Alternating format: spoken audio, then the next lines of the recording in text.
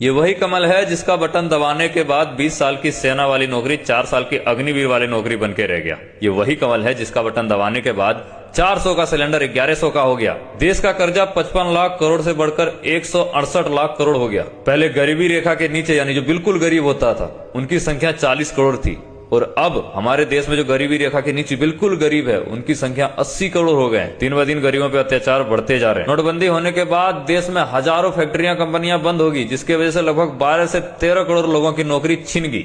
और मोदी जी सत्ता में आने से पहले कहा करते थे कि साल में 2.5 करोड़ बेरोजगारों को नौकरी दूंगा, युवाओं को नौकरी दूंगा। लेकिन जब से मोदी जी सत्ता में आए लगभग 12.5 करोड़ युवा बेरोजगार हो। बीजेपी के भ्रष्ट नेताओं और वॉशिंग मशीन सिस्टम की वजह से भारत में महिलाओं पर रेप की संख्या बढ़ गई है। लोगों के हौसले बुलंद हो रहे हैं कि पैसा से और वॉशिंग मशीन सिस्टम से हम चाहे रेप क्यों ना कर दें, हम वहां से बच जाएंगे। रेल की जमीन, एयर इंडिया सब बेच दी गई। बीएसएनएल जैसे सिम कार्ड, जो सरकारी सिम कार्ड था, उसको बर्बाद कर दिया गया। किसानों की सिंचाई के लिए महंगी बिजली मिल रही है। रोड पे 870 किसानों की मौत हो जाती है। आज देश की सीमा असुरक्षित है।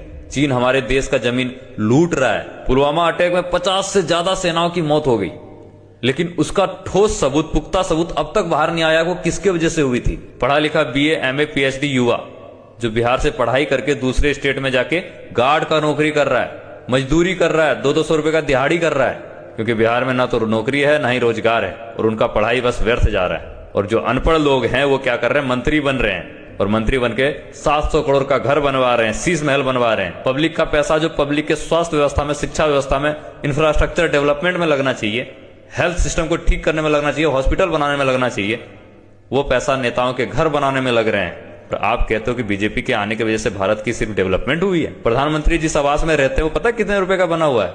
2100 करोड़। मतलब जो राम मंदिर बना था ना, उससे भी ज्यादा महंगा प्रधानमंत्री का पीएम आवास है।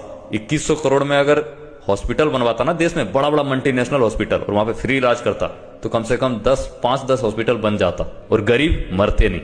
लेकिन देश के सरकार को गरीबों के जीने या मरने से घंटा फर्क नहीं पड़ता, मरो सब। इसलिए कहता हूं, चाहे कोई भी नेता हो, अगर वो गंदा है, गलत है, तो उसके खिलाफ आवाज उठाओ, उसका तलवा मत चाटो।